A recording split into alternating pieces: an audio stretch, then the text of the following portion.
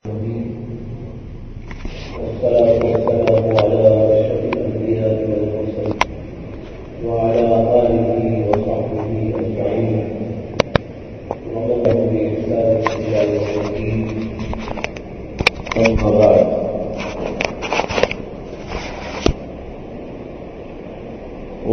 الموازين القسط ليوم القيامة فلا تظلم نفس شيئا. محترم حضرات، بھائیوں، بزرگوں، دوستوں،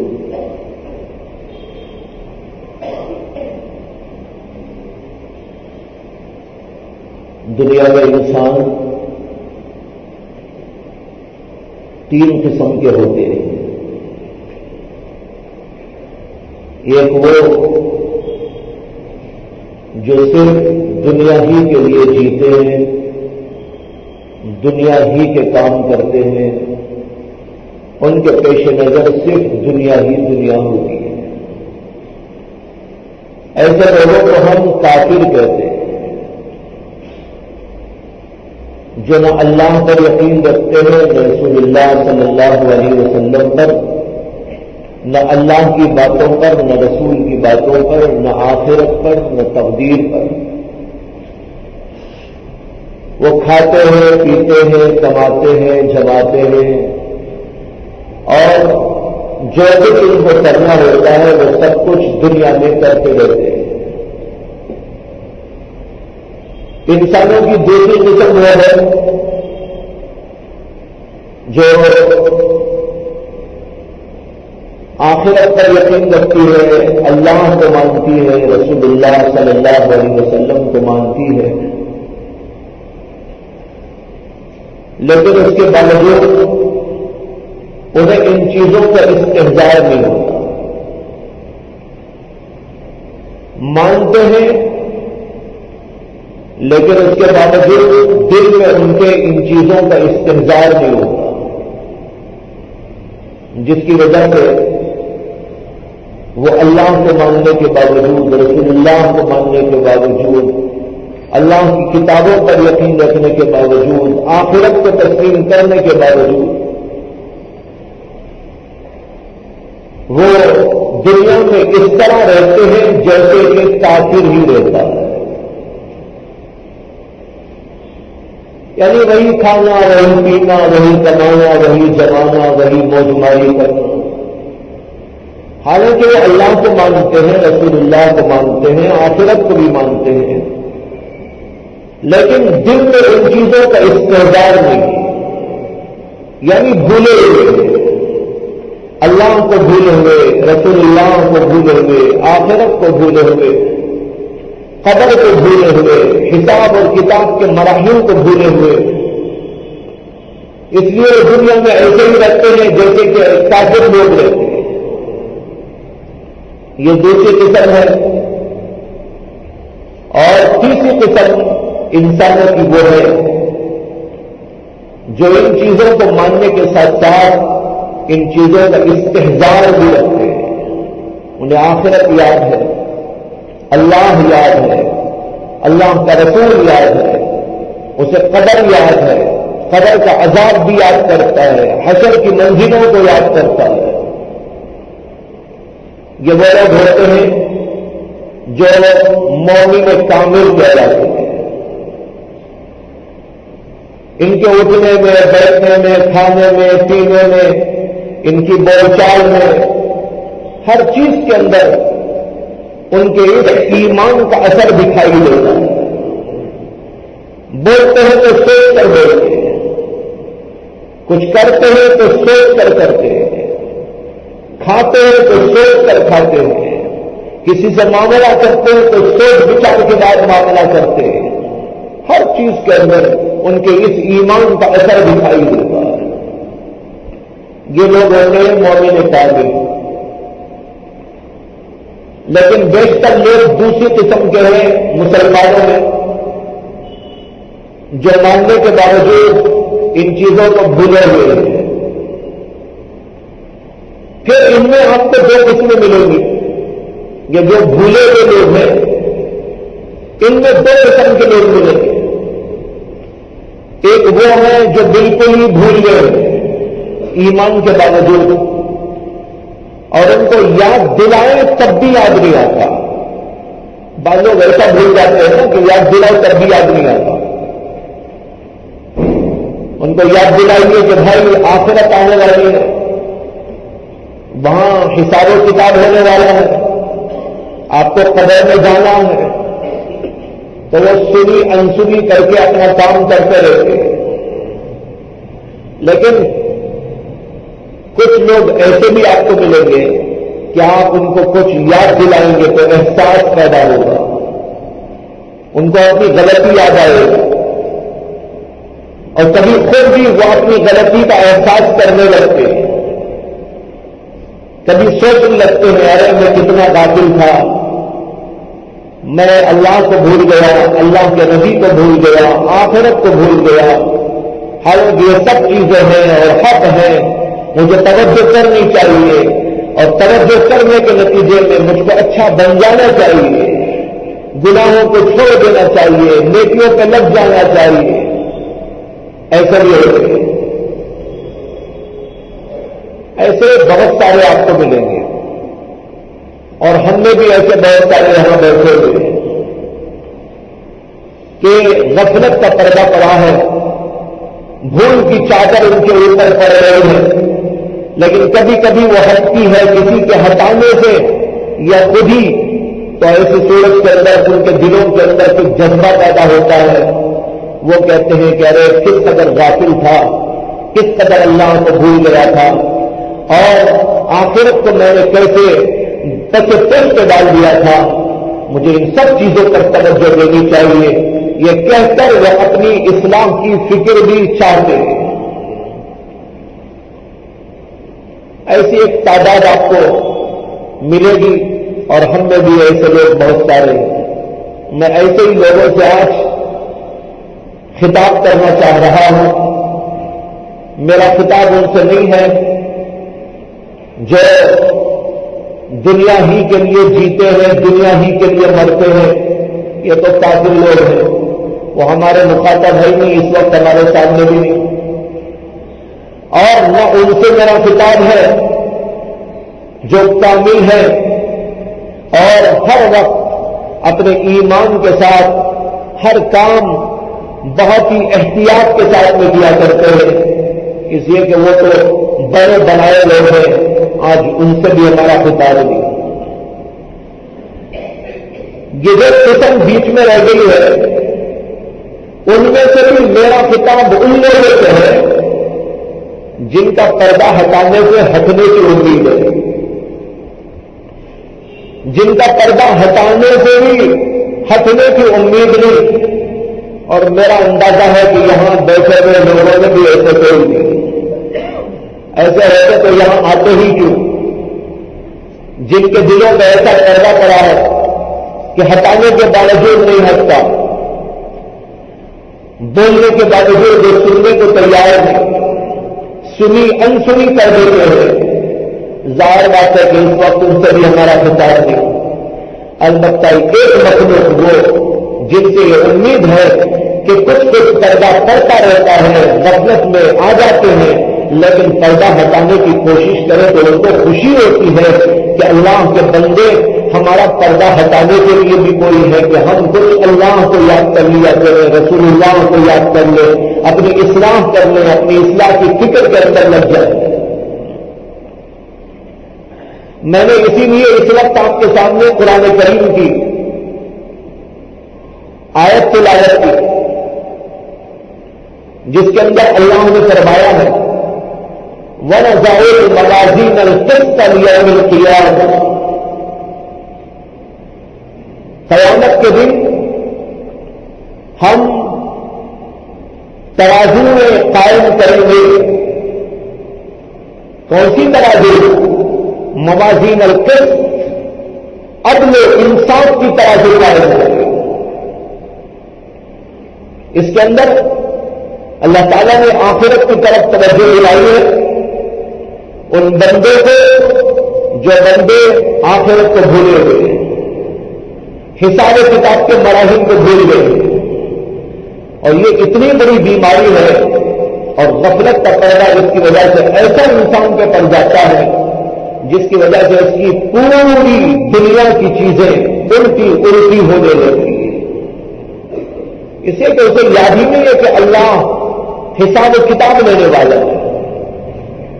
میزان و ترازو قائم کی جائے گا, اس کے اندر میرے اعمال کو تولا جائے گا, ہر چیز اس کے اندر تولی جائے گی اور اس کے مطابق جزا اور سزا کے فیصلے کیے جائیں گے.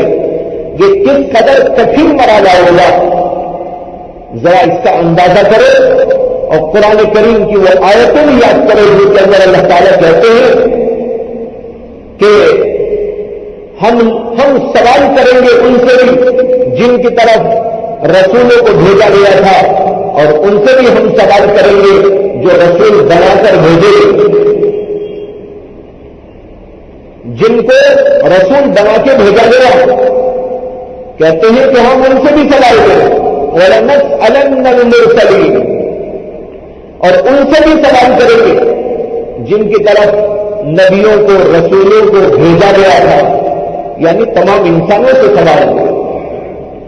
تو ایک طرف ان سے سوال جن کی طرف نبیوں کو مبعوث کیا گیا اور ان سے بھی سوال جن کو خود نبی اور رسول بنا کر بھیجا گیا, یعنی رسولوں کو بھی اللہ نے مستثنی نہیں کیا اور کہا کہ رسولوں سے بھی بات پوچھ ہوگی اور رسولوں سے بھی سوال کیا جائے گا, تو اب دوسروں سے تو کیا کریں. تو یہ مرحلہ ہے جس کا نام ہے حساب و کتاب کا مرحلہ. میں نے گزشتہ جمعرات آپ حضرات کے سامنے خطاب کیا تھا اس عنوان پر کہ جن کے دلوں کے اندر آخرت کی فکر ہوتی ہے اور وہ آخرت کے دن سے ڈرتے ہیں, یخافون یوما تتقلب فیہ القلوب والابصار, قیامت کے دن سے جو لوگ ڈرتے ہیں گھبراتے ہیں, میں نے عرض کیا تھا کہ ان کی زندگی کے آثار کچھ اور ہوتے ہیں اور جو لوگ آخرت سے غافل ہوتے ہیں ان کی زندگی کے آثار کچھ اور ہوتے ہیں. دونوں کی زندگیوں میں زمین آسمان کا فرق ہوگا, ہر اعتبار سے فرق ہوگا, کھانے کے اعتبار سے, پینے کے اعتبار سے, کمائی کے اعتبار سے, جمانے کے اعتبار سے, خرچ کرنے کے اعتبار سے, نمازوں کے اعتبار سے, عبادتوں کے اعتبار سے, معاشرت کے اعتبار سے, زبان کے اعتبار سے, آنکھ کے اعتبار سے, کان کے اعتبار سے, ہاتھ پیر کے اعتبار سے, کسی بھی جگہ آپ دیکھ لیں ان کو, دونوں کے اندر آپ کو زمین و آسمان کا فرق نظر آئے گا. ایک وہ جو آخرت سے ڈرنے والا, ایک وہ جو آخرت سے نہیں ڈرنے والا, دونوں کے اعمال کے اندر زمین و آسمان کا فرق. میں نے کچھ مثالیں بھی دی تھی بزرگوں کے واقعات میں سنائے تھے کہ جن کے دلوں میں آخرت کا یقین ہے اور ڈر, وہ کیسے ہوتے ہیں اور ان کا عمل اور طرز عمل کیا ہوا کرتا ہے, کس طرح وہ گھبراتے, وہ کبھی کسی کو دھوکہ نہیں دیتے, وہ کبھی کسی کا مال لوٹ نہیں دیتے, وہ کسی کا دل دکھایا نہیں کرتے اور وہ کسی کو کوئی بری بات بولا نہیں کرتے, وہ زبان پر بھی کنٹرول رکھتے ہیں, وہ ہاتھ پیر پر بھی کنٹرول رکھتے ہیں, وہ آنکھوں پر بھی کنٹرول رکھتے ہیں. یہ ہوتے ہیں وہ بندے جن کا اللہ نے ذکر کرتے ہوئے کہا یخافون یوما تتقلب فیہ القلوب والابصار. لیکن ہمارا حال عام طور پر ایسا ہے جو چاہے بول دے, زبان ہے چلتی رہے گی, اسے یہ احساس نہیں ہوگا ان میں سے ہر بول کا مجھ کو جواب دے. قرآن کریم میں اللہ نے فرمایا کہ ما یلفظ من قول الا لدیہ رقیب عتید, جو بھی تم بولتے ہو, جو بھی زبان سے کلمہ نکلتا ہے, اس کے اوپر فرشتے مقرر ہیں جو اس کو نوٹ کرتے اور نوٹ کر کے قیامت کے دن اللہ کے سامنے پیش کرے. اس کے بارے میں پوچھتاچھ ہوگی, حتیٰ کہ دل کے بارے میں پوچھ ہوگی, دل میں کیا جمایا تھا. ولا تقف ما ليس لك به علم ان السمع والبصر والفؤاد كل ذلك كان عنه مسؤولا. اللہ نے کہا ولا تقف ما ليس لك به علم, جس بات کا تجھ کو علم نہیں ہے اس کے اوپر کوئی عمل درآمد مت کر، کوئی فیصلہ مت کر، کوئی بول مت اس کی وجہ سے نہ بول، کوئی بات اس کے بارے میں دل میں جمع نہ لینا، ولا تقف ما ليس لك به علم، جس کا علم نہیں ہے اس بارے میں عمل درآمد مت کرنا۔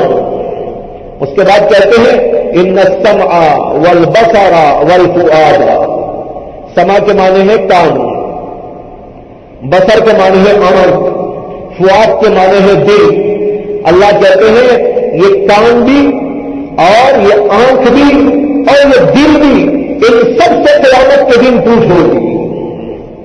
ایسا نہیں کہ چھوڑ دیا جائے گا، جو چاہے دل میں جما لو، حسد کو جما لو، کینے کو جما لو، بغض کو جما لو، عداوت کو جما لو، دل میں سب پالتے رہو، چھٹی مل جائے، نہیں، دل سے بھی کوئی ہوگی کیا جمایا تھا دل میں، اور آنکھ سے بھی پوچھے، کان سے بھی پوچھے کیا سنا تھا، اچھا سنا تھا برا سنا تھا، غیبتیں سنی تھی، چغلیاں سنی تھی اور کچھ برا بھلا سنا تھا، یا اس سے کچھ اچھائیاں سنی تھی، قرآن سنا تھا، حدیث سنی تھی، دین کی بات سنی تھی، کسی کی اچھائی سنی تھی، کیا سنی تھی اس سے، اس کے بارے میں پوچھ ہوگی، سب چیزوں کے بارے میں قیامت کے دن پوچھ ہوگی۔ اب سوچ لیجئے اس سب آیتیں ہیں اللہ تعالیٰ کی، اس میں وہی آخرت والا مسئلہ یاد دلایا گیا ہے کہ ہر چیز کے بارے میں پوچھ، زبان کے ایک ایک بول کے بارے میں پوچھ۔ بہت سارے لوگ جو ہے فضول بکواس کرتے، بکواس اور فضول، اور آج کا زمانہ تو فضولیات کا اتنا زیادہ ہو گیا ہے کہ بس جناب ہر آدمی فضول میں لگا ہوا ہے، اور جو حرام اور ناجائز ہے وہ تو ہے اس کے ساتھ فضولیات میں، حالانکہ فضول بھی کوئی بات کریں گے تو قیامت کے دن اس کا بھی جواب دینا ہے۔ قرآن میں اللہ نے فرمایا ہے ان المبذرین کانوا اخوان الشیاطین، اسراف کرنے والے، فضول اڑانے والے یہ شیطان کے بھائی۔ یہاں پر جو آیا ہے مبذرین، اس میں سے مال ہی کے بارے میں نہیں بلکہ فضول نظر بھی ہے، فضول گفتگو بھی ہے، فضول سننا بھی ہوتا ہے، فضول کام بھی ہوتا ہے۔ فضول نظر کیا ہے؟ خامخواہ دیکھ رہا ہے ادھر ادھر ادھر ادھر، روڈوں پہ چل رہا ہے، ادھر دیکھتا ہے ادھر دیکھتا ہے، یہ فضول نظر ہے۔ ان میں سے ہر نظر کا جواب دینا ہو جاتا ہے۔ اگر گناہ کے لیے ڈالا نگاہ وہ تو ہے ہی، لیکن خامخواہ ڈال رہا ہے، فضول ڈال رہا ہے، کوئی مقصد نہیں دیکھنے کا، ادھر دیکھتا ہے ادھر دیکھتا ہے، اس کے بارے میں بھی قیامت میں کوئی فضول بکواس کرتا ہے زبان سے، اس کے بارے میں بھی اللہ کے ہاں پوچھ ہوگی۔ اس لیے کہ یہ نعمتیں ہیں اللہ کی، یہ نعمتیں تو بہت کارآمد اور مفید ہے، ان چیزوں کو خامخواہ استعمال کرے گا اس کے بارے میں پوچھ ہوگی۔ اللہ نے جیسے قرآن میں فرمایا کلوا واشربوا ولا تسرفوا، کھاؤ پیو، ضرورت کے مطابق کھاؤ، ضرورت کے مطابق پیو، لیکن اسراف نہ کرو۔ اسراف کے معنی حد سے تجاوز نہ کرو، فضول نہ کرو۔ فضول کھانا بھی نہیں چاہیے، فضول پینا بھی نہیں چاہیے، اسی طرح فضول بولنا بھی نہیں چاہیے، اسی طرح فضول دیکھنا بھی نہیں چاہیے، اسی طرح فضول سننا بھی نہیں چاہیے، کوئی بھی کام فضول نہیں کرنا چاہیے۔ جب فضول ہی سے منع کر دیا گیا ہے تو آپ اندازہ کریں کہ جو گناہ کے کام ہیں اس کی اجازت کیسے ہو سکتی ہے۔ آدمی آنکھ سے گناہ کرنے لگے، زبان سے گناہ کرنے لگے، زبان کے گناہ تو اتنے عام اللہ اکبر، لوگ کہتے ہیں زبان میں ہڈی نہیں ہوتی اس لیے چلتی رہتی ہے، ہڈی کا کوئی بریک اس میں نہیں ہوتا، واقعی یہ زبان تو ایسی ہے، بس چلتی ہے چلتی ہے چلتی ہے، کیا کیا چلتی ہے چلاتی ہے۔ اور اسی زبان کی وجہ سے انسان جہنم میں جاتا ہے.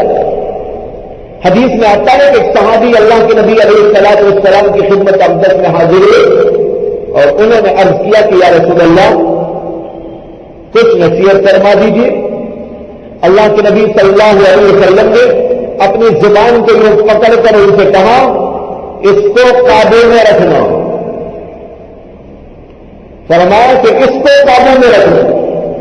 ان کو بڑا تعجب ہوا. انہوں نے کہا یا رسول اللہ کیا یہ اتنی خطرناک چیز ہے؟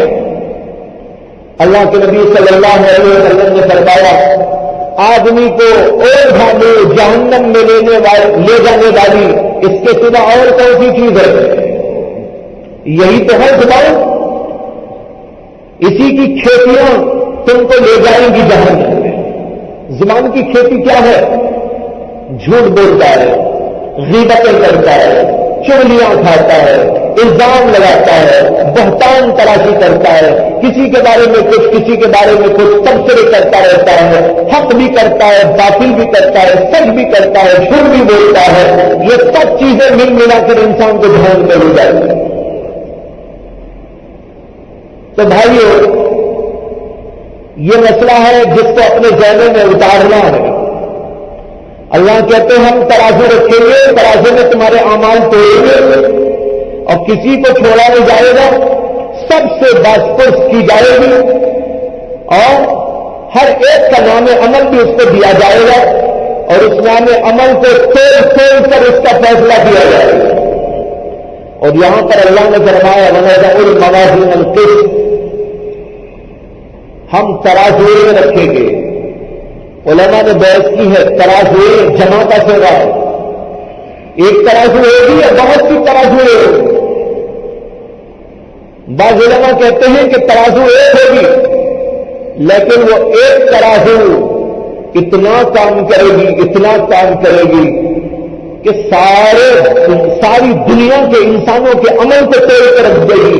اس لیے وہ ایک ترازو لاکھوں ترازوؤں کے برابر ہے. اس لیے اس کو جمع کے سیرے سے تعبیر کر دیا ہے.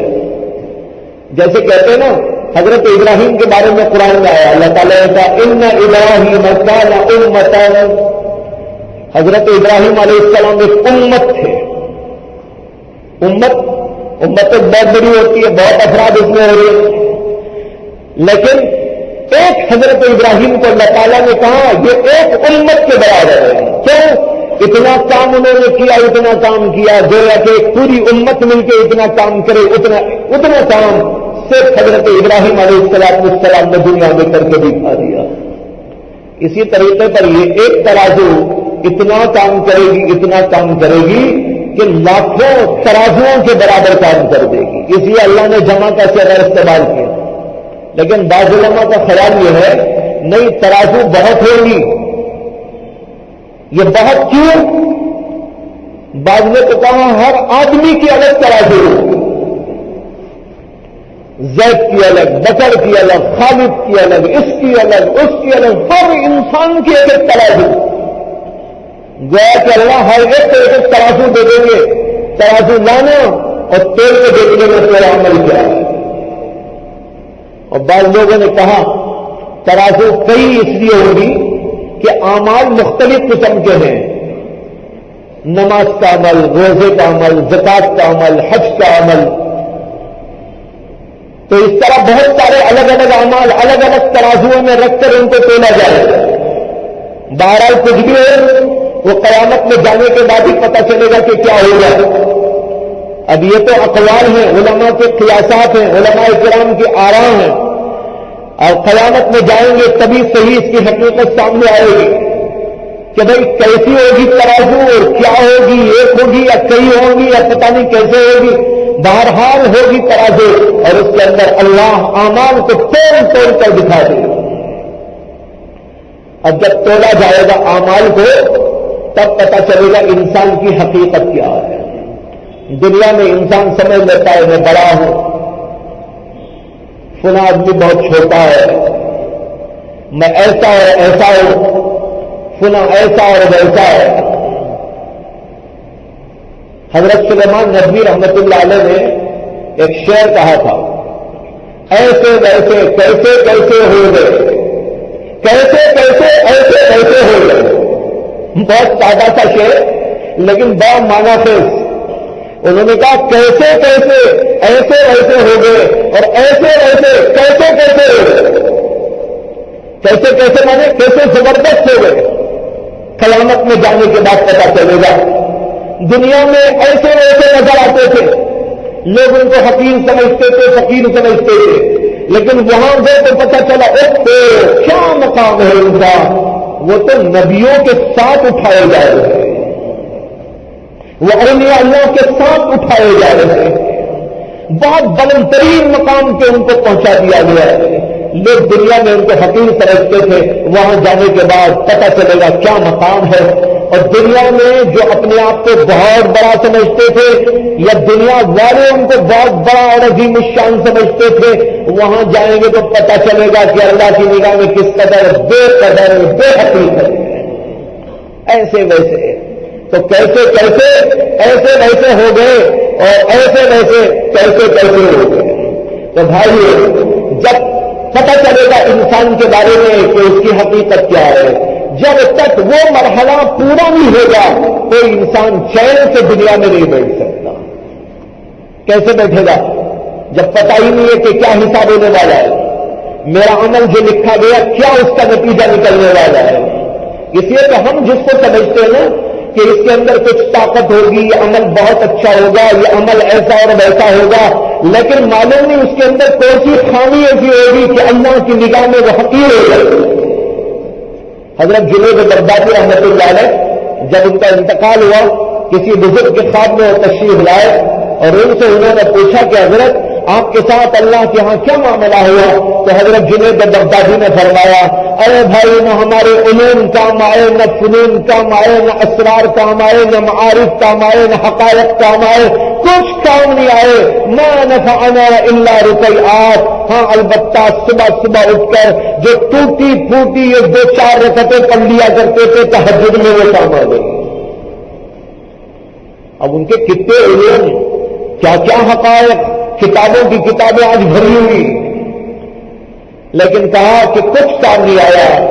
ہاں وہ ٹوٹی پھوٹی رکعتیں کام آ گئی. رکئی اس کے معنی کیا ہے؟ ٹوٹی پھوٹی رکعتیں. یہ ٹوٹی پھوٹی اس لیے ترجمہ ہو رہا ہے, عربی جاننے والے جانتے ہیں کہ یہ تصغیر ہے, اور تصغیر میں تحقیر کا مفہوم ہوتا ہے, چھوٹے پن کو دکھایا جاتا ہے.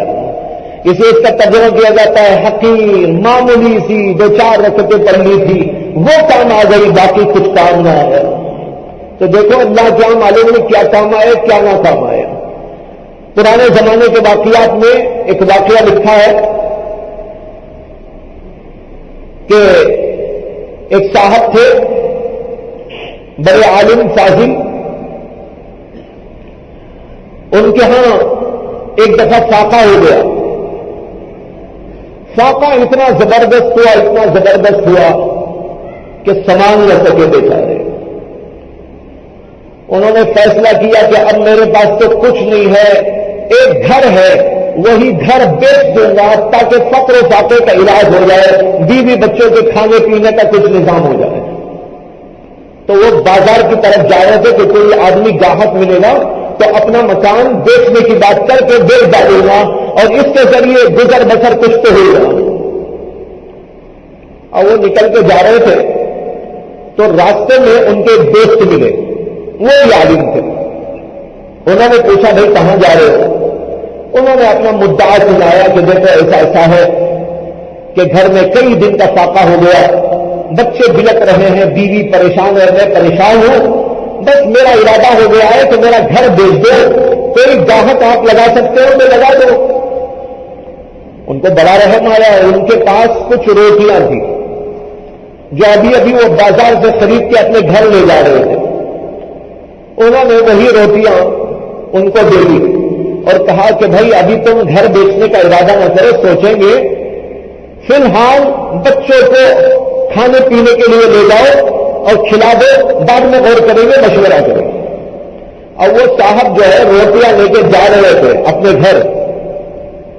راستے میں ان کو ایک عورت ملی جس کے ساتھ 2 چھوٹے چھوٹے بچے تھے، وہ عورت سامنے آ کے کہنے لگی کہ بھائی اللہ کا راستہ کچھ کھانے پینے کے لیے ہم کو دے دو، یہ میرے بچے ہیں، یتیم بچے، کئی دن ہو گئے کھائے پیے بلک رہے ہیں، گھر سے پریشان ہو کے نکلی ہوں کہ کوئی اللہ کا بندہ مدد کر دے، اللہ نے اگر تمہیں کچھ توفیق دی تو ہماری مدد کرو۔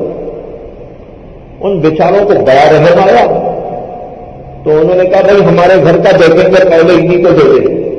اسی وقت 2-3 روٹیاں 4 روٹیاں جو ان کے ہاتھ میں تھی انہوں نے اس عورت کو پکڑوا دی، تو جو ہی وہ روٹیاں لے کر اپنے ہاتھ میں پکڑتی ہے اس کی آنکھوں سے زار قطار آنسو نکلنا شروع ہو جاتے ہیں۔ یہ خوشی کے آنسو ہوں گے کہ میرے بچوں کے لیے میرے لیے کچھ تو انتظام ہو گیا، کئی دنوں کے فاقے کے بعد۔ جن کو ایسی نوبت آ جائے ذرا سوچیے کہ کیا حال ہوگا۔ اب اس نے جو روٹیاں دیکھی تو اسے اتنی خوشی ہوئی کہ اس کی وجہ سے آنکھوں سے آنسو جاری ہو گئے۔ اس نے لے کر بچوں کو کھلایا، بچے بھی خوش ہو کے کھانے لگے۔ اس کے بعد یہ صاحب اپنے گھر چلے گئے۔ گھر گئے تو اللہ نے کسی اور ذریعے سے ان کا کام بنا دیا۔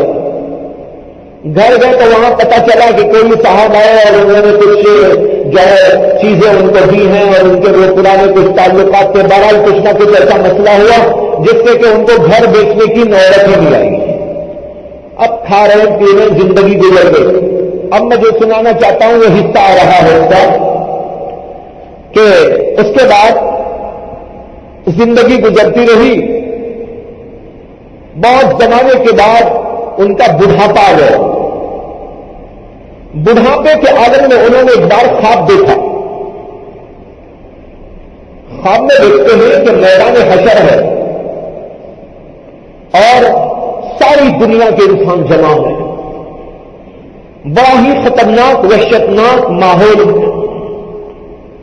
اور اس کے اندر حساب کتاب لیا جا رہا ہے، لوگوں کے نام پکارے جا رہے ہیں، کہاں ہے فلاں، اس کو بلایا جا رہا ہے، اس کا حساب لیا جا رہا ہے۔ سارے کے سارے وہاں کے کھڑے ہوئے لوگ تھر تھر کانپ رہے ہیں، معلوم نہیں کب پکارا جائے گا اور ہمارا نام آئے گا اور ہمیں جانا پڑے گا، حساب کے مراحل سے گزرنا پڑے گا۔ ہر آدمی کانپتا ہوا کھڑا ہوگا، یہ بھی کب کپاتے کھڑے ہوئے، معلوم نہیں کب نام پکار دیا جائے۔ کہتے ہیں کہ کچھ ہی دیر کے بعد فرشتے کا اعلان ہوتا ہے میرا نام لے کر کہ کہاں ہے وہ۔ کہتے ہیں کہ میں گھبراتا ہوا پریشان ہو کر تھر تھر کانپتے ہوئے آگے بڑھتا ہوں اور فرشتے کے بعد میں جاتا ہوں۔ اب وہ میرے سے پوچھتا ہے کیا ہے تمہارے اعمال دکھاؤ۔ اب وہ اعمال نکال کر ترازو کے اندر ڈالتا ہے۔ کہتے ہیں کہ میری نمازیں، میری زکاتیں، میرے حج، میرے عمرے، میری تلاوتیں، میری اور عبادات، یہ سب کچھ اس کے اندر ڈال کے دیکھا جا رہا تھا، لیکن جو عبادت بھی اس میں جا رہی ہے ترازو میں، ترازو بتاتی ہے کوئی نظر نہیں ہے۔ اس میں الفاظ ہیں کہ یہ پتہ چلتا ہے ہر عمل کے بارے میں کہ عمل تو ہے لیکن عمل کے کسی نہ کسی حصے سے ایسا لگتا ہے کہ کوئی بات خلاف شریعت بھی آئی ہے، کہیں اخلاص نہیں ہے، کہیں خشوع نہیں ہے، کہیں خضوع نہیں ہے، کہیں کچھ نہیں ہے، کہیں یہ ہو گیا ہے، کہیں وہ ہو گیا ہے۔ اس طرح اعمال تو داخل کیے جا رہے لیکن عمل کے اندر کوئی جان اس لیے نہیں ہے کہ اس کے اندر کوئی نہ کوئی بات خلاف نکل آ رہی۔ کہتے ہیں کہ میں کانپ رہا ہوں، پریشان ہوں، ہر عمل تیر سے مجھ کو دکھایا جائے، یہاں تک کہ ایک بعد دیگرے سارے میرے عمل ختم ہونے پہ آئے۔ میں دل میں سوچ رہا تھا کہ اب تو جہنم میں جانے کا فیصلہ ہوا۔ یہ خواب کا واقعہ ہے۔ کہتے ہیں کہ میں تو سوچ رہا تھا کہ اب میرے لیے جہنم کا فیصلہ ہو، اتنے میں ایک اور فرشتہ وہی کھڑا تھا، اس نے کہا ارے اس کا ایک اور عمل بھی ہے وہ ڈالے۔ وہ کیا عمل؟ وہ کہتے ہیں کہ 2 آنسوں لا کے اس میں ڈالے گئے، آنکھوں کے آنسوں وہ لا کے ڈالے گئے، اور کہا گیا کہ یہ وہ آنسوں ہیں جو روٹیوں کے دینے پر ایک عورت کی آنکھوں سے نکلے تھے اور اس ان کو دعا دے رہی تھی، اس کے آنسوں تمہارے حساب میں ڈالے جا رہے ہیں۔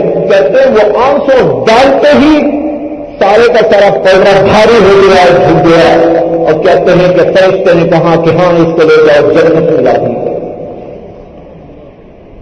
یہ تابعین میں سے ہیں جن کا واقعہ سنا رہا ہوں، لیکن اس وقت میرے ذہن کے اندر ان بزرگ کا نام نہیں آ رہا، انشاءاللہ کبھی بتا دوں گا آپ لوگوں کو۔ یہ تابعین میں سے، یہ تبع تابعین میں سے تھے۔ بہرحال یہ عجیب و غریب واقعہ ہے، اس کے اندر 2 باتیں صاف سمجھ میں آ رہی ہیں کہ اعمال داخل کیے جائیں لیکن عمل میں کوئی غیر نہیں، نہ نماز میں، نہ روزے میں، نہ کسی میں، لیکن ہم لوگ سمجھتے ہیں کہ بھائی ان چیزوں میں بڑا عمل ہمارا جو ہے قیمتی عمل ہوگا، بڑا وزنی عمل ہوگا، معلوم نہیں کہ اللہ کے ہاں اس کا کیا مقام ہوگا، اور کسی کو کچھ عمل کی حقیقت سمجھتے ہی نہیں، لیکن وہی عمل اللہ کے نزدیک پیارا بن جائے گا۔ اب دیکھو اس نے خدمت کر دی ایک عورت کی، اس کے بچے کی، سارے اعمال کے مقابلے میں اللہ نے اس کو سب سے اونچا مقام دیا، سب سے زیادہ قیمتی بنا دیا، سب سے زیادہ وزنی بنا دیا۔ بہرحال یہ مرحلہ ہے بھائیوں آخرت والا مرحلہ، اس لیے اپنے اعمال کی درستگی کی فکر اور ہر چیز کے اندر اس کا احساس پیدا کر دینا۔ میں نے جیسے کہ شروع میں کہا، میں ان لوگوں سے کچھ کہنا چاہ رہا ہوں جنہوں نے یہ سمجھائے کہ بھئی ہمارے دل پہ پردے ہیں، ہٹ سکتے، ان سے امید ہے ایسے لوگ اس کو سنیں گے تو ضرور پردہ ہٹے گا کہ قیامت کے دن ان کو جانا ہے، ہر چیز کا جواب دینا ہے۔ جب ہر چیز کا جواب دینا ہے، ہم غفلت کی زندگی نہیں گزار سکتے۔ یہاں تک کہ پانی اگر زیادہ استعمال کر دیا، اس پانی کا حساب بھی دینا پڑے گا۔ لوگ کتنا بے تحاشا پانی استعمال کرتے، 10 آدمیوں کا وضو کا پانی ایک آدمی استعمال کر لیتا ہے۔ اس پر بھی اللہ کی آپ پوچھ ہوگی کہ بھئی کیسا تم نے یہ کر دیا؟ تو پانی استعمال کرتے ہوئے سوچو ترازو میں تولا جانا ہے، کھانا کھاتے ہوئے سوچو ترازو کے پردے میں رکھا جانا ہے، کچھ دیر پہلے سوچو قیامت میں جواب دینا ہے، کچھ سنتے ہوئے بھی سوچو قیامت میں جواب دینا ہے، کہیں دیکھتے ہوئے بھی سوچو اس آنکھ کے اٹھنے کا بھی مجھ کو جواب دینا ہے۔ یہاں تک کہ دل میں پیدا ہونے والے خیالات، اس کا بھی جواب دینا پڑے گا، جس کو کہتے ہیں وسوسہ۔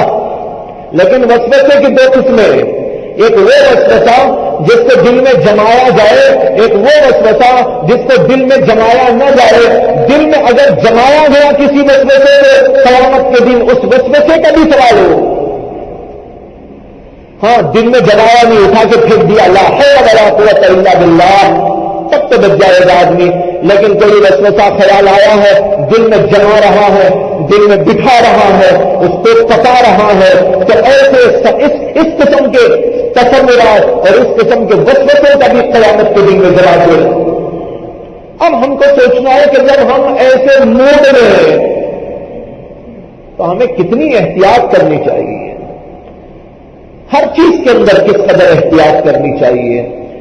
لیکن بھائیو آج اس کو بھول جانے کی وجہ سے ہر آدمی غفلت میں مبتلا ہو گیا، تاجر غفلت میں، عالم غفلت میں، اور مدرس غفلت میں، ٹیچر غفلت میں، نمازی غفلت میں، داڑھی والا غفلت میں، داعی غفلت میں، اور بہت سارے کام کرنے والے غفلت میں۔ یہاں سے وہاں تک اس غفلت کو دیکھے اس قدر تاری ہو گئی ہے کہ ان کو دور دور تک کبھی خیال نہیں آتا کہ ان میں سے ہر چیز کا اس کو جواب دے۔ حضرت تھانوی رحمۃ اللہ علیہ کے خلیفہ تھے، میں نے غالباً گزشتہ ہفتے سنایا تھا یہ واقعہ، خواجہ مزدور صاحب رحمۃ اللہ علیہ کا۔ خواجہ مزدور، ان کا نام تھا عزیز الحسن مجذوب، ان کا تخلص تھا. وہ ایک دفعہ کہیں جانے کے لیے سفر میں نکلے تھے. ان کے ساتھ کچھ سامان تھا، سامان کچھ زیادہ تھا، جتنا ٹرین میں لے جانا چاہیے اس سے کچھ زیادہ تھا. اب تو شاید پوچھ تاچھ نہیں ہوتی، ٹرینوں میں جتنا چاہے لے کے لوگ چلے جاتے ہیں. لیکن ایک زمانہ تھا کہ اس کو تولتے تھے، جیسے پلینوں میں اب تولتے ہیں. فلائٹوں میں جاتے ہیں تو تولا جاتا ہے کتنا سامان ہے کتنا نہیں، زیادہ ہے تو اس کا زیادہ سے یہ لگایا جاتا ہے. اسی طرح پہلے ٹرینوں میں بھی تھا. مجھے بھی یاد ہے کہ ہمارے جو ہے بچپن میں ٹرینوں کے اندر جانے سے پہلے یہ لے جا کے تلوا دے جایا کرتے. ہماری تعلیمی میں بھی ایسے واقعات ہمارے ساتھ پیش آئے. اب تو ایسا نہیں رہا. تو اس زمانے میں تولتے سے زیادہ اگر سامان ہے تو ان کے پاس کچھ زیادہ سامان تھا. جب زیادہ سامان تھا تو انہوں نے سوچا کہ بھائی مجھے تو بغیر اجازت نہیں لے کر جانا چاہیے، تلوانا چاہیے. جتنا زیادہ سامان ہے اتنا سامان کا یہاں پر جو کچھ چارج ہوتا ہے وہ بھرنا چاہیے. اس لیے وہ جو آفس تھی وہاں پر گئے اور جا کر وہاں کے ماسٹر سے انہوں نے کہا کہ بھائی یہ سامان مجھے لے جانا ہے، اس کو تول دینا اور دیکھ لینا کتنا ہے. مجھے ایسا لگتا ہے کہ زیادہ ہے، جو زیادہ ہے اس کا چارج لے لو. تو جو ماسٹر وہاں بیٹھا تھا وہ کچھ لاپرواہ سا تھا. اس نے کہا لے کے جاؤ لے کے جاؤ، کوئی بات نہیں لے کے جاؤ. انہوں نے کہا نہیں بھائی میں تو نہیں لے جا سکتا، شریعت میں ہماری جائز نہیں، میں کیسے لے کے جا سکتا ہوں، یہ تو نہیں، تم کو تولنا پڑے گا، تولیے اور جتنا زیادہ ہے اس کی یہ لیجیے، چارج لیجیے. تو پھر اس نے کہا ارے نہیں لے کے جاؤ، کوئی میں ہی تو دے جاؤں. تو انہوں نے کہا کہ آپ بول رہے ہیں لیکن اگر کوئی اندر پکڑ لے تو آپ تو یہاں بول دیں گے چلے جاؤ، لیکن میں اندر چلا گیا وہاں وہ آنے والے ٹی ٹی وغیرہ وہ پکڑ لیتے. اس نے کہا نہیں میں اس کو ٹی ٹی پہ بھی بول دوں گا. انہوں نے کہا مجھے یہ ٹی ٹی جہاں تک جائے گا اس کے آگے جانا ہے، اگر بعد والا ٹی ٹی آگے پکڑ لیتے. اس نے کہا یہ ٹی ٹی وہاں سے ٹی ٹی کو بول دے گا کہ تمہاری رعایت کرے. انہوں نے کہا اچھا اس کے آگے بھی مجھے جانا ہے، پھر کیا ہوگا؟ اس نے کہا اس سے آگے کہاں جانا ہے، وہ تو آخری جو ہے اسٹیشن ہے وہاں اتر جائیں گے آپ، قصہ ختم. انہوں نے کہا نہیں نہیں نہیں مجھے آگے بھی جانا ہے. انہوں نے کہا کہاں جانا ہے آپ؟ انہوں نے کہا مجھے آخرت میں جانا ہے.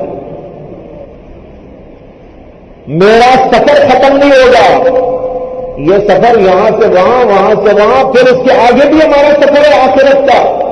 جب میں میرے اللہ کے دربار میں جاؤں گا تو وہاں کیا جواب دوں گا؟ یہاں ٹیٹیوں کو تو جواب دے دیں گے، لیکن اللہ پوچھے گا کہ ہماری شریعت کے خلاف تم نے کیوں کیا، تمہیں کیا جواب دوں گا؟ یہ میرے لیے جائز نہیں، سمجھاتے اس کو لوگ. تو بھائی یہ ہوتا ہے احساس والے کا، یقین والے کا عمل. تو اس طرح ہر چیز کے اندر یہ تصور جمانا چاہیے حساب کتاب کا. حساب ہونے والا ہے، ہر چیز کا حساب ہونے والا ہے. کوئی چیز ایسی نہیں کہ چھوڑ دی جائے گی، اس کی پکڑ ہوگی. ہاں یہ الگ بات ہے کہ کچھ بندوں کو اللہ تعالیٰ ان کے اعمال کی وجہ سے، ان کی بزرگی کی وجہ سے، ان کے نیک اعمال کی وجہ سے بنا حساب و کتاب بھی جنت میں بھیج دیں گے. بخاری شریف کے اندر روایت ہے کہ میری امت کے 70,000 افراد کو بغیر حساب و کتاب جنت میں بھیج دیا جائے گا. بغیر حساب و کتاب جنت میں بھیج دیا جائے گا. یہ کون لوگ ہوں گے؟ اللہ کے نبی صلی اللہ علیہ وسلم نے فرمایا کہ وہ لوگ ہوں گے جو اللہ پر یقین رکھنے والے اور اسباب سے گزر کر مسبب اسباب پر یقین و توکل کرنے والے. وہ لوگ ہوں گے جن کو اللہ تعالیٰ بغیر حساب و کتاب کے جنت میں بھیج دے گا. یہ 70,000 جو ہے کثرت کو بتانے کے لیے ہے، تعداد نہیں بتانا ہے. یہ زیادہ میری امت کے بہت سے افراد ایسے ہوں گے جن کو یہ نوبت آئے گی اور یہ موقع ملے گا کہ اس سے ان اعمال کی وجہ سے اللہ تعالیٰ ان کو جنت میں بھیج دے بلا حساب و کتاب.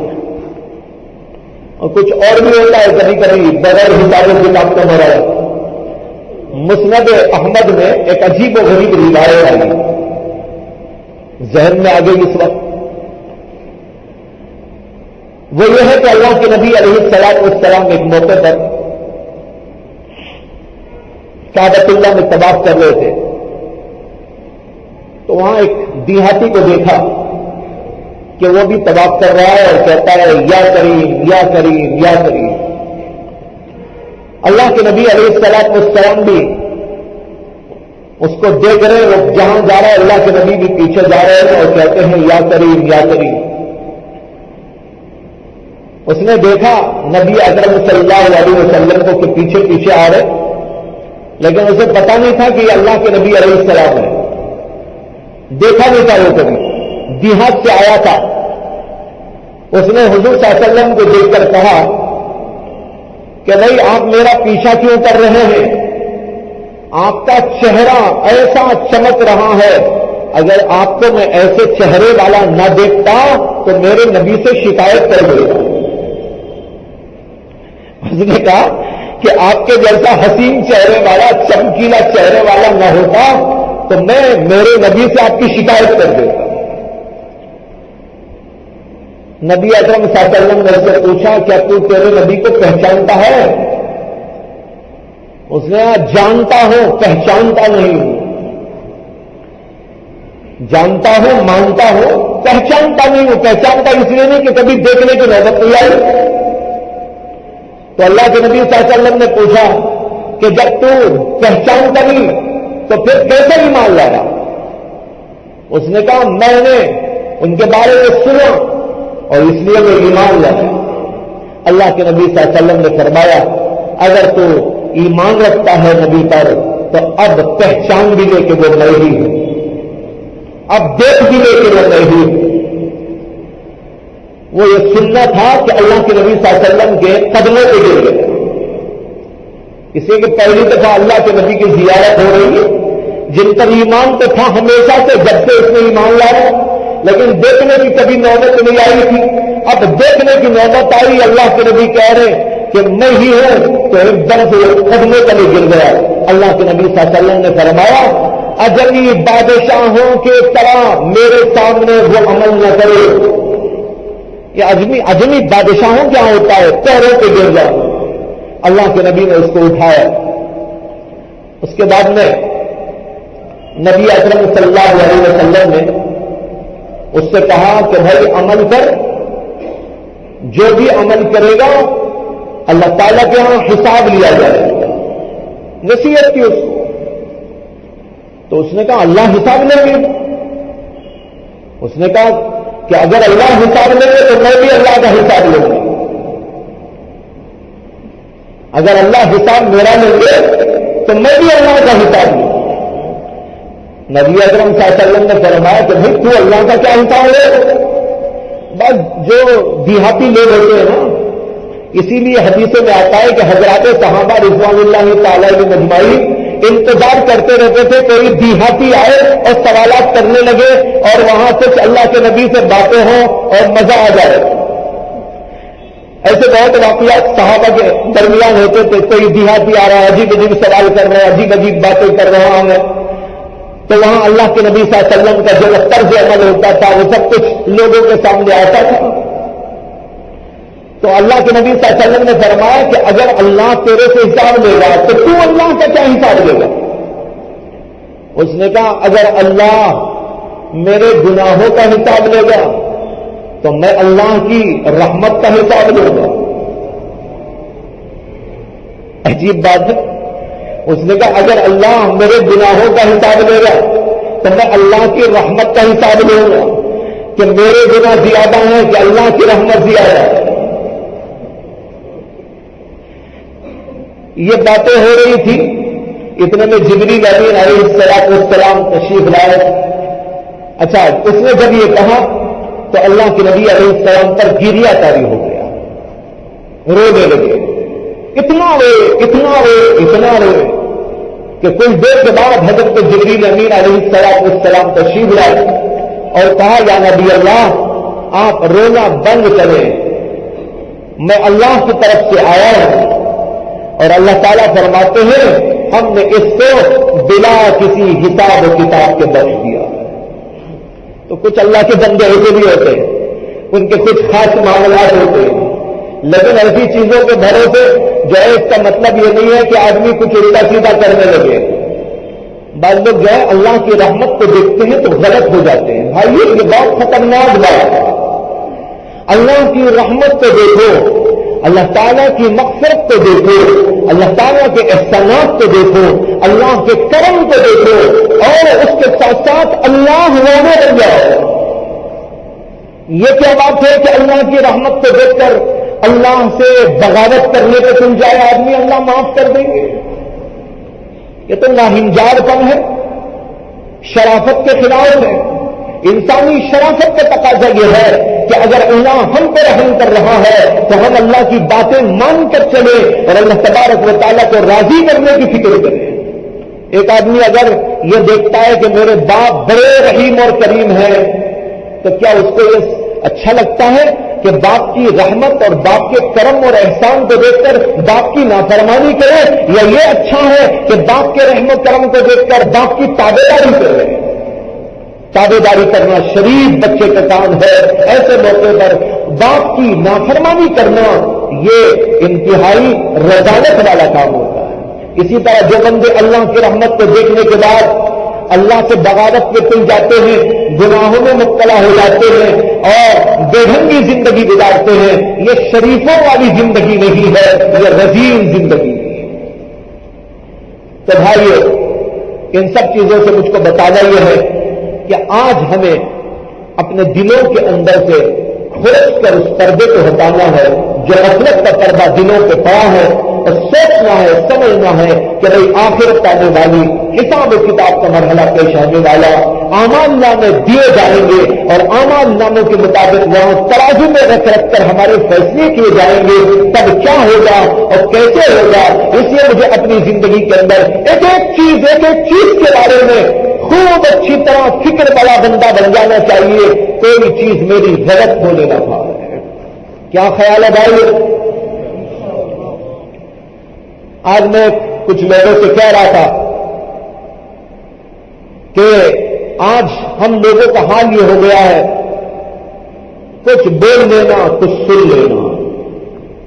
نیک لوگوں کا پورا مشن اس وقت جو چل رہا ہے وہ صرف بولنا اور سننا.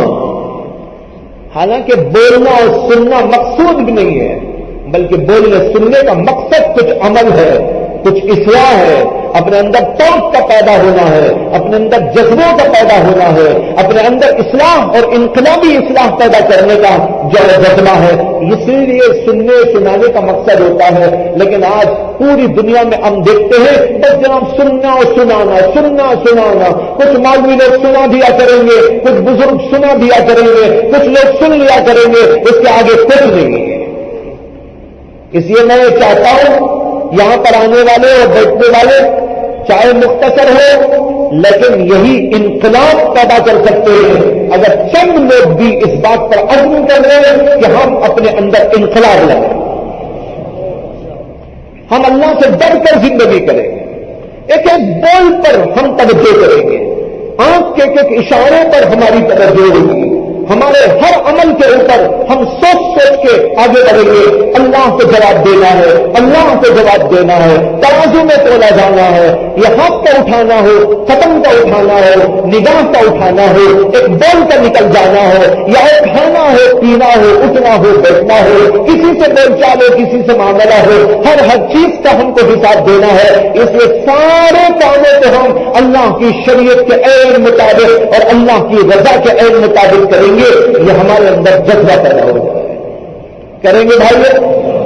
اللہ ہم سب کو اس کے لیے تیار فرمائے, ہم سب کو اس کی توفیق عطا فرمائے کہ ہم جو کریں وہ اللہ کی رضا والا کام کرے, اللہ کی مرضی کو چھوڑ کر ہم کوئی کام نہ کریں. اللہ اپنی مرضی پہ ہمیں زندہ رکھے, اپنی مرضی ہی پر ہم کو موت عطا فرمائے. وآخر دعوانا الحمدللہ رب العالمین.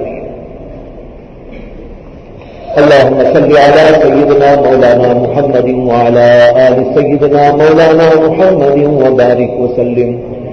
ربنا آتنا في الدنيا حسنة وفي الآخرة حسنة وقنا عذاب النار. ربنا لا تزغ قلوبنا بعد إذ هديتنا وهب لنا من لدنك رحمة إنك أنت الوهاب ربنا لا تجعلنا فتنة للقوم الظالمين ونجنا برحمتك من القوم الكافرين ربنا لا تؤاخذنا إن نسينا أو أخطأنا ربنا ولا تحمل علينا إصرا كما حملته على الذين من قبلنا ربنا ولا تحملنا ما لا طاقة لنا به واعف عنا واغفر لنا وارحمنا أنت مولانا فانصرنا على القوم الكافرين سبحان ربك رب العزة عما يصفون وسلام على المرسلين والحمد لله رب العالمين. ضروری ہے جیسا کہ میسج کیا گیا تھا 2 دن کے بعد 1 دسمبر بروز ہفتہ انشاءاللہ ہمارے حضرت کی ماہانہ اصلاحی مجلس جامعہ اسلامیہ مسجد میں منعقد ہونے والی ہے. آپ تمام حضرات اس مجلس میں شرکت کرنے کا ارادہ کریں اور آنے سے پہلے اپنا نام اپنا فون نمبر میسج کے ذریعے بھیجیں تاکہ نظام بنانے میں آسانی ہو اور خود بھی آنے کی پوری کوشش کریں اور اپنے ساتھ اپنے دوست احباب کو بھی لانے کی کوشش کریں. انشاءاللہ بہت فائدہ ہوگا.